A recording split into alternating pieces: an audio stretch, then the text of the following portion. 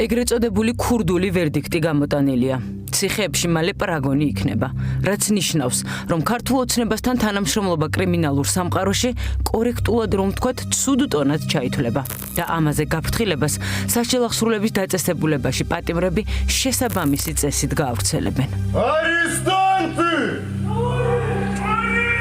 ქართულ ოცნებას პარტნიორ კრიმინალებთან ურთიერთობების თავიდან დალაგება მოუწევს. შეუთანხმებლობის შემთხვევაში მოსალოდნელი შედეგები რთული გასათვლელი არ არის. თუ ვინმე მარიცის 2011-2012 წლებში ზუსტად იგივე მოხდა. კრიმინალებმა თქვეს, რომ მაშინდელ ხელისუფლებასთან რაიმე ფორმით თანამშრომლობა მათ წესებთან შეუსაბამო იყო. იდინას იმედი გვაქვს ერთადერთი რაღაცას რომ გამოუშვეს და სიტყვამდე რომ ჩამოვარდეთ. ქოცები ცდილობენ ამ სამყაროს რაღაც ნაწილთან მაინც მოგვარდნენ, მაგრამ გაუჭირდებათ. წითელი ხაზები გადაკვეთეს. ეგრეთ წოდებული კანონიერი ქურდის დედა დაიჭირეს ოჯახზე და მით უმეტეს დედაზე შეხება კი მათი ენით რომ ვთქვათ, არ პრავდება. 55 წლის მანანა ლიპარტელიანი ეგრეთ წოდებული კანონიერი ქურდის რევაზ უბილავას, იგივე ჯვარსკის დედაა. სახელმწიფო ბრალდება საქმეში არსებულ ფარულ აუდიო ჩანაწერებზე დაყრდნობით ამტკიცებს, რომ ქალბატონი მანანა შვილის დავალებით ეგრეთ წოდებულ ქურდულ გარჩევებს აწყობდა. მანანა შენთან უნდა და რევაზის ლაბარაკი. ალო, ბრავო, რა შემოთვალა? ისო, იგივე დანაშაულისთვის დააკავეს უბილავას ძმაც. ბრალს არც ერთი აღიარებს და დუმილის უფლებას იყენებენ. ფარულ საგამოძიებო მოქმედება მიმდინარეობდა დედის მიმართ დედასთან, რომელიც აქტიურად მოქმედებდა საკუთარი შვილის კანონიერი ქურდის კრიმინალური ავტორიტეტის ძალაუფლების გამტკიცებაში. მისთვის ცნობილი იყო ქურდული სამყაროს საქმიანობის შესახებ და მხარს უჭერდა. არ თანამშრომლობს არც ერთი. ანუ ქალბატონი მანანა და არც მისი შვილი, არც თავად რევაზ ჯვარსკის კი პროკურატურა ეგრეთ წოდებულ კანონიერ ქურდობაში ადანაშაულებს. ამტკიცებენ, რომ ჯვარსკის ეგრეთ წოდებული ქურდული ვერდიქტები გამოჰქონდა და მისი აღსრულება ციხეებში თუ გარეთ კონკრეტული პირების, მათ შორის დედის ხელშეწყობით ხდებოდა. ყველა დაიჭირეს, ვინც მსჯავრდებული იყო ქურდული სამყაროს წევრობისთვის ახალი ბრალი წაუყენეს. ენცომ პირადად მომიკითხა უთხრა იმან რომ მირანდას ველაპარაკებიო რეზიკოს მეუღლესო მომიკითხეო და საერთოდ არ დავლაპარაკებიო არავის არაფერი არ შეგვიწვლიაო თავი ხო რამეს ყوار და არ ხაო და მაგი როცა გამოვაო იმაზე შემოთვალეს იმ ბექაზე სალაპარაკო ექნება ამ თემაზეო მოსასვლელი ექნებაო და გადაეცითო ასეო ტრაკიო დააყენოსო გაჩერდესო შეძახილებს თავიდანებოზო თორეო დავაყენებინებს ტრაქსო ეს იმას ნიშნავს როცა გადავა სხვა ციხეზე მერე მივხედავთო მაგრამ ის ბიჭი არის მერე მაგის მთქმელი მაგდენი ენა აქვს კი არის მთქმელი ელაპარაკა თვითონ რამაზიმას ელაპარაკა ალაპარაკა ონისეც აკონტროლებს ამ გოგას მეც ვაკონტროლებ ერთი ის იყო იმასთან კიდე დარეგეს ენცოსთან მერე სულხანისთან დარეგეს მე ერთი მასტოვიჩია ის არისო იქ დასწრები მაგრამ აც ენცომა თქვა და აც სულხანი ხო მაგირო ვაფშე მას დაურეკიაო საიდან ხო და მირზასთან ვიღაც ბიჭი რო იყო სვიდანიაზე იმ ბიჭსა დალაპარაკა ჩემმა შვილმა იმ ბიჭსა დალაპარაკა ისინი და ჩვენზე რო თქვეს ჩვენზეო ის სამაზვანეცები არიან და ნაბოზრები არიანო აქ უკვე დაატკაზეს რო იცოდე დედი ერთ რამეს გეტყვი რა ხვიჩა არის გველის გველი ხვიჩას თავებია ყველაფერი ვაფშე მაგრამ ამ თემებზე გაგიჟებულია გუშინ ადვოკატი ჭკუაზე არისო მე ხლა რევაზი იყო მეგონა იმიტომ მეორე ტელეფონით დავიკავე ეგრევე რომ დღეს შემომითვალა გუშინ ადვოკატით რაღაცას დავიბარებო და ვინმე რო დაეკავსო მოაცმენია ჯვარსკი 2019 წელს დააკავეს და მაშინ ქართულმა სასამართლომ ის ეგრეთ წოდებულ კანონიერ ქურდობაში გაამართლა და 4 წლის პატიმრობა საზღვრის უკანონო კვეთისთვის მიუსაჯა. პენიტენციურ დაწესებულებაში ჩხუბისა და თვითდაზიანების მიყენების შემდეგ სასჯელი დაუმატეს და ახლა ეგრეთ წოდებული მატროსოვის ციხეშია. უბილავა პროცესზე არ მისულა. მისი პოზიცია ადვოკატმა მოითხრა. ეს არის სადამსჯელო ღონისძიება სახელმწიფოს მხრიდან, რომ უფრო გას და იმ სივრცეებს მარტო რევაზ უბილავას მიმართებაში კი არა, მისი ოჯახის მიმართებაში არის ეს უკვე გამოკვეთილი, რომ არც ერთი ბრალდებას დაფუძნებული მტკიცებულებები არ ქმნის იმ დანაშაულის შემადგენლობას, რაზეც რევაზ უბილავას მიმართებაში ვით უფრო მისი ოჯახის წევრების მიმართებაში უნდა არსებობდეს კონკრეტული მტკიცებულებების უცნობია ზეწოლად თვლიან თუ არა ქართული ოცნების ამიერის პაატა ბაქრაძე, იგივე პაატა თბილისკი და სუხო ჯაფარიძე თვალჭრალიძე. ამ გამოძიების ფარგლებში მათ დაუსწრებლად წარუდგინეს ბრალი ეგრეთ წოდებული კანონიერი ქურდობისთვის. ალბათ უკვირთ, ფიქრობენ რა გააკეთეს, ან რა ვერ გააკეთეს სწორად. არადა ივანიშვილის გუნდის აქტიური მხარდამჭერები არიან, ან იყვნენ. როგორც შეეძლოთ და სადაც შეეძლოთ ულაგებდნენ, ეხმარებოდნენ განსაკუთრებით საარჩევნო პერიოდში. მაგრამ ახლა ალბათ სხედან და ფიქრობენ, ვისთან ან სად მოიკითხონ რა ხდება და რატომ. იქნებ პაატა თბილისკიმ დარეკოს სიძესთან, პოლიციელ მირიან ქავთარაძესთან. ბაქრაძეებისა და მირიან ქავთარაძის დაოჯახების ისტორიას აღარ ჩავყვები. ეს ერთ-ერთია იმ ფაქტებიდან, საიდანაც ცხადად ჩანს, როგორი შეზრდილია ივანიშვილის რეჟიმის ყველა შტო კრიმინალურ სამყაროსთან. ბევრი ფაქტის გახსენება შეიძლება.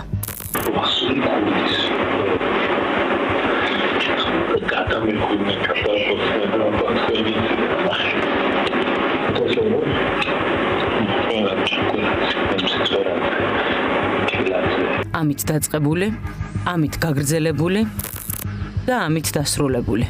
ისე გადაიხლარდნენ ერთმანეთში საკრებულოს თავმჯდომარემ პოლიციელს იმის გამოსცემა, რომ შინაგან საქმეთა სამინისტროს თანამშრომელმა ეგრეთ წოდებული კანონიერი ქურდის სადღეგრძელო არ დალია.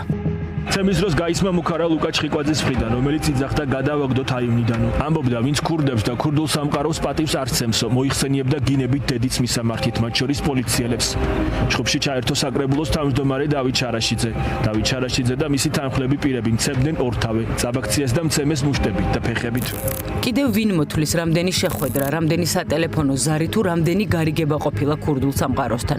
ჩნდება კითხვა, ახლა რატომ დაიწყეს ომი მათ მიმართ ლოიალურად განწყობილ კრიმინალებთან? პასუხი რთული არაა, გადალაგება.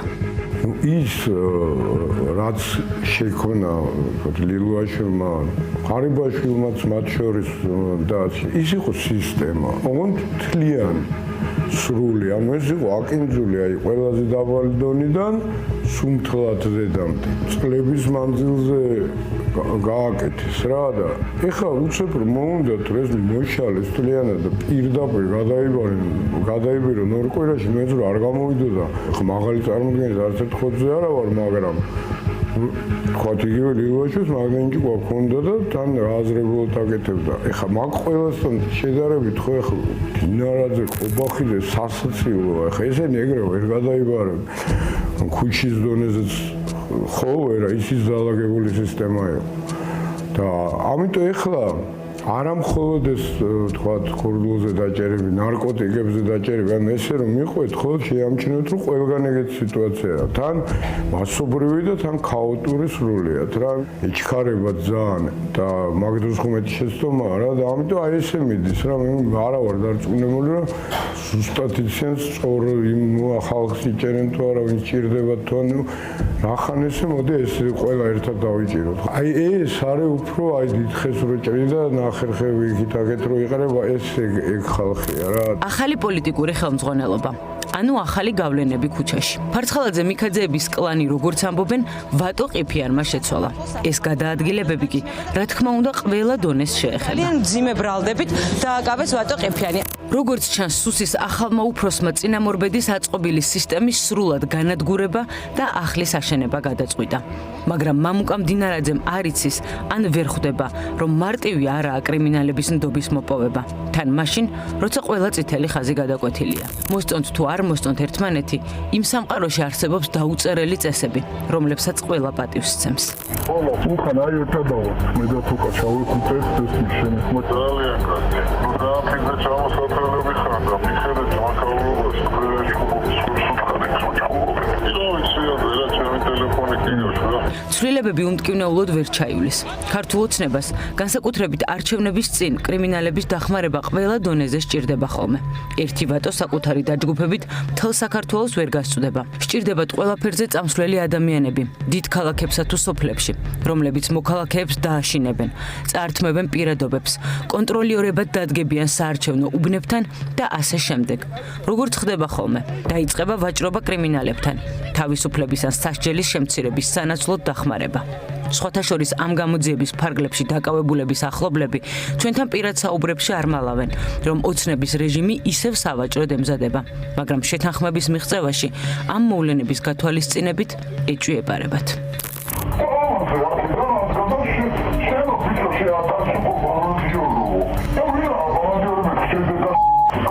ადამიანები, რომლებიც მხოლოდ ამ საუბრიდან გამომდინარეც ფაქტია, რომ ოცნების მხარდამჭერები იყვნენ, დააკავეს და 10 წლიანი პატიმრობა ემუქრებათ. ამ გაგების ხალხს სიტყვა აკაცუკის რეალურ მნიშვნელობას ვერ აუხსნი. სამაგიეროდ ის გაიგეს კარგად, რომ ბევრი წლის განმავლობაში ეგრეთ წოდებული ქურდული სამყაროს მიმართ ლოიალურად განწყობილმა ივანიშვილის გუნდმა ახლა მათ წინააღმდეგ დაიწყო ომი. ოღონდ ჩერჩევით, კონკრეტულ პირებზე ანგარიშწორებით. O Batus Sagi se ocupou da toca.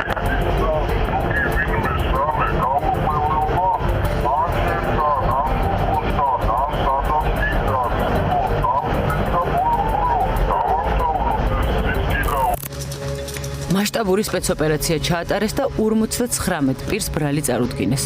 ზოგს ეგრეთ წოდებული ქურდული სამყაროს წევრობას, ზოგს კავშირს, მხარდაჭერას, ეგრეთ წოდებული ქურდებისთვის მიმართვას და კანონიერ ქურდობას ედავებიან. საქმეში დევს ასობით ფარული ჩანაწერი, რომლითაც სახელმწიფო ბრალდება ამტკიცებს, რომ ეწყობოდა ქურდული გარჩევები. ფინანსური დავები ქურდული ტრადიციების მიხედვით წყდებოდა და გამოტანილი განაჩენის აღსრულება ციხეში თუ გარეთ კონკრეტული პირების დახმარებით გვარდებოდა. აი სრული უაზრობა, შემიძლია განვეცხადოთ, სრული უაზრობა, პირი, რომელსაც საერთოდ არანაირად ურთიერთობა არ უდასტურდება, აი ამ ადამიანზე მიმართვა უწერია რატომღაც ეხლა და არ არის მიმართველი ეხლა ხო? მარტო კრებსებით შეიძლება ადამიანი პასუხისგებაში იყოს მიცემული და ამასთანავე პოლიციელების მიერ მოპოვებული იმ ოპერატიული ინფორმაციით რომელიც ვერ გადაამოწმებ და უმეტეს შემთხვევაში მოგონებული არის თავად პატაკის ავტორებისგან, პოლიციელებისგან. 2012 წლის შემდეგ ეგრეთ წოდებულმა ქურდულმა სამყარომ, რომ ქართული ოცნების სახით კარგი მოკავშირე შეიძინა, ისედაც ყველა მიცის. ოფიციალურად დაუდასტურებელია, მაგრამ არსებობს ინფორმაციები კონკრეტული მაღალჩინოსნების წინააღმდეგ. მაგალითად, როგორ გააპარეს 2014 წელს მაშინდელი ვიცე-პრემიერის კახა კალაძის დავალებით ეგრეთ წოდებული კანონიერი ქურდი რომან ბარბაქაძე იგივე რემენა თბილისის აეროპორტიდან. Вором закона являетесь? Я не знаю, что это такое. ეგრეთ წოდებული ქურდები აკრძალვის და მათ წინააღმდეგ არსებული გამოძიებების მიუხედავად საქართველოში თავისუფლად შემოდიოდნენ და გადიოდნენ. არაერთხელ გავრცელებულა ინფორმაცია მაგალითად მინდია გორაძის, იგივე ლავასოღლის ბათუმში ყოფნაზე.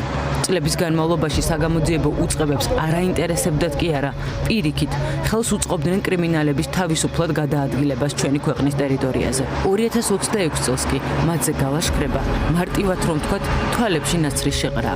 რა მნიშვნელობა აქვს რიგითი მოქალაქისთვის, ვის ექნება გავლენა და ვინ დაალაგებს ეგრეთ წოდებული ქურდული წესებით? წერტილა, წიოკა და თაღლითა თუ ტყლიპე, სიროფა და ჭყიპინა.